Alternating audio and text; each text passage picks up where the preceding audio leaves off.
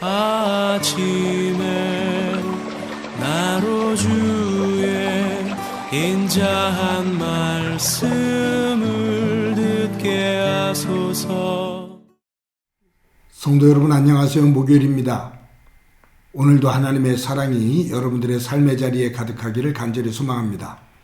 말씀 한 국 봅니다. 잠언서 17장 13절부터 28절까지의 말씀을 봉독해 드립니다. 누구든지 악으로 손을 갚으면 악이 그 집을 떠나지 아니하리라. 다투는 시작은 둑에서 물이 새는 것 같은즉 싸움이 일어나기 전에 시비를 그칠 것이니라. 악인을 의롭다 하고 의인을 악하다 하는 이 두 사람은 다 여호와께 미움을 받느니라. 미련한 자는 무지하거늘 손에 값을 가지고 지혜를 사려함은 어찌민고. 친구는 사랑이 끊어지지 아니하고 형제는 위급한 때를 위하여 낳느니라. 지혜 없는 자는 남의 손을 잡고 그의 이웃 앞에서 보증이 되느니라. 다툼을 좋아하는 자는 죄과를 좋아하는 자요 자기 문을 높이는 자는 파괴를 구하는 자니라. 마음이 굽은 자는 복을 얻지 못하고 혀가 패역한 자는 재앙에 빠지느니라. 미련한 자를 낳는 자는 근심을 당하나니 미련한 자의 아비는 낙이 없느니라. 마음의 즐거움은 양약이라도 심령의 근심은 뼈를 마르게 하느니라. 악인은 사람의 품에서 뇌물을 받고 재판을 굽게 하느니라. 지혜는 명철한 자 앞에 있거늘 미련한 자는 눈을 땅 끝에 두느니라. 미련한 아들은 그 아비의 근심이 되고 그 어미의 고통이 되느니라. 의인을 벌하는 것과 귀인을 정직하다고 때리는 것은 선하지 못하니라. 말을 아끼는 자는 지식이 있고 성품이 냉철한 자는 명철하니라. 미련한 자라도 잠잠하면 지혜로운 자로 여겨지고 그의 입술을 닫으면 슬기로운 자로 여겨지느니라. 아멘. 제가 3일 전에 큐티를 하면서 음식을 먹는 사람들이 건배를 외칠 때 9988 또 화답하면서 234라고 그 건배할 때 외쳤던 그 이야기를 말씀드린 적이 있습니다. 99살까지 팔팔하게 살자. 그리고 한 2, 3일 아프다가 죽자라고 하는 그러한 바람을 담은 그러한 건배 외침이라고 말씀드렸죠.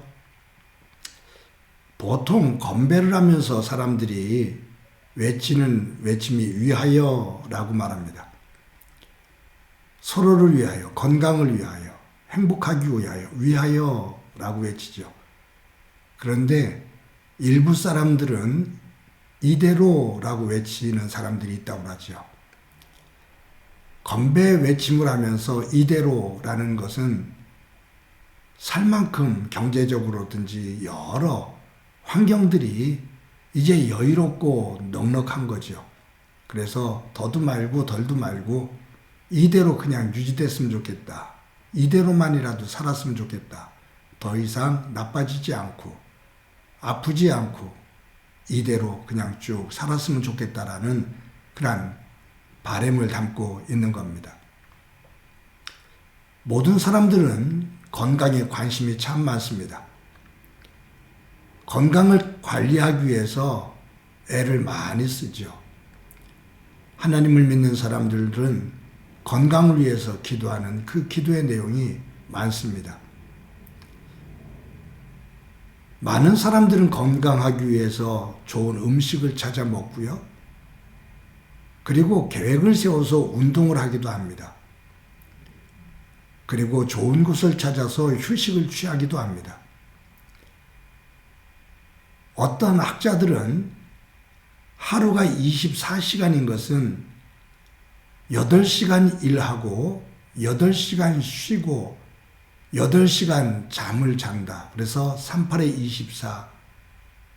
일하는 것 8시간, 쉬는 것 8시간, 잠자는 것 8시간.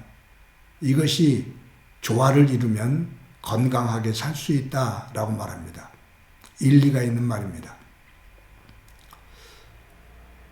그런데 건강을 위해서 먹는 것, 운동하는 것, 쉬는 것 다 중요하지만 그 어떤 것보다도 중요한 것이 하나 있습니다.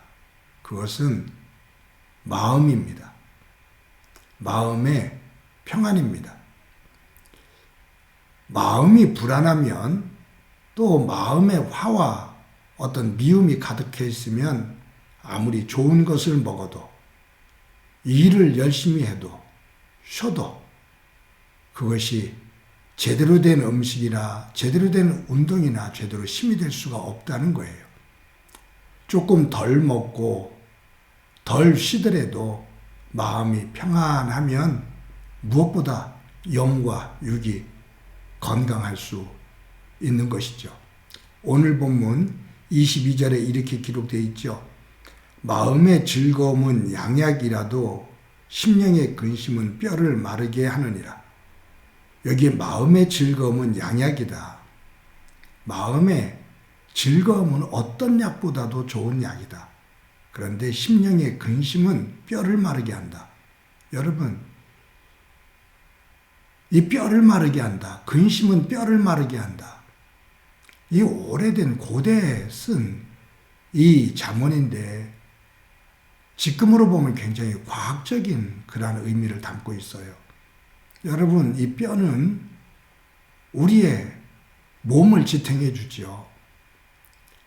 근데 이 뼈가 우리의 몸을 지탱하는 것만이 아니라 이 뼈 안에서 피가 생성이 돼요. 뼈 안에 골수가 있잖아요. 이 골수에서 우리 사람들이 살아가는데 필수적인 요소인 피, 이것이 사람의 뼈 속에서 골수에서 생성이 됩니다. 그런데 이 골수에서 적혈구도, 백혈구도, 혈소판도 이런 것들이 하루에 수십억 개씩이 생산이 된다고 그래요. 우리가 상상할 수 없는 일들이죠. 그러니까 건강한 사람은 뼈가 튼튼해요. 그리고 그 골수가 건강해요. 그 안에서 백혈구와 적혈구, 혈소판, 이걸 조혈현상이라고 하죠. 조혈작용, 피를 조달하는 거예요. 피를 생산하는 거예요. 생산해서 온몸으로 퍼지도록 하는 거죠. 그런데 감사한 마음과 기쁨을 가지고서 생활을 하면 이 골수의 모든 작용들이 적극적으로 활동이 되면서 거기에서 백혈구도, 적혈구도, 혈소판도 우리 몸에 건강에 필요한 모든 것들이 다 왕성하게 생성이 돼요. 그러니 면역성이 높아질 수밖에 없죠.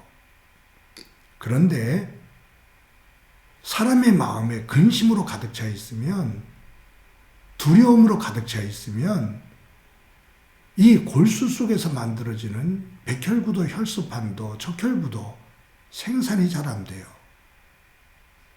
그러니까 면역성이 뚝 떨어지죠. 이것은 과학적으로 증명이 된 일입니다. 사랑하는 성도 여러분, 하나님께서 항상 기뻐하라고, 범사에 감사하라고 말씀하시죠. 쉬지 말고 기도하라고 말씀합니다.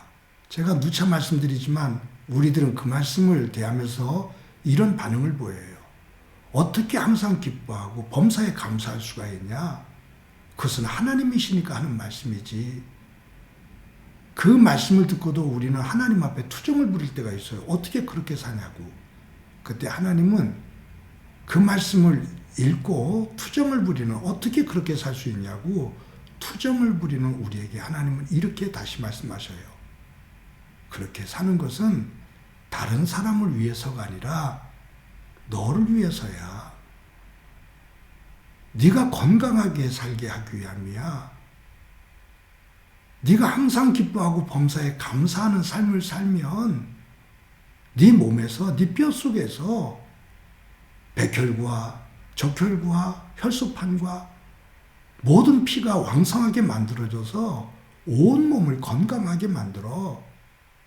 그런데 근심하고 불안해하고 두려워하면 그 피가 생성이 되질 않아서 네가 도리어 병에 걸리고 네가 아파, 약해져. 항상 기뻐하고 범사에 감사하라는 것은 다른 사람을 위해서가 아니라 너를 위해서야 라고 말씀하셔요. 사랑하는 성도 여러분, 오늘도 하루를 살아갈 때 우리의 즐거운 마음, 그것은 어떤 약보다도 좋은 약입니다. 어떤 음식보다도, 어떤 운동보다도 좋은 건강의 요소입니다. 그러나 우리의 마음의 근심은 우리의 뼈를 마르게 합니다. 상상해 보셔요. 바싹 마른 뼈가 무슨 피를 생성해내겠어요? 거기에서 무슨 귀한 면역체들이 만들어지겠어요? 오늘도 하루를 살아가면서 하나님께서 주시는 삶을 감사함으로, 기뻐함으로 살아. 우리의 몸속에 하나님께서 창조 질서 속에서 만들어주신 모든 조직들이 왕성하게 활동해서 우리의 몸에 필요한 모든 요소 하나하나를 힘껏 만들어내고 그 속에서 영과 육이 건강한 하루의 삶이 되어지기를 간절히 소망합니다. 다시 한번 기뻐하면서 삽시다. 감사하면서 삽시다. 거기에 걸림돌이 있으면 하나님 앞에 엎드려 쉬지 말고 기도하면서 삽시다. 그 위에 하나님의 은혜가 가득하기를 간절히 소망합니다. 한번 기도드립니다. 하나님 아버지, 오늘도 귀한 날 주신 것 감사합니다.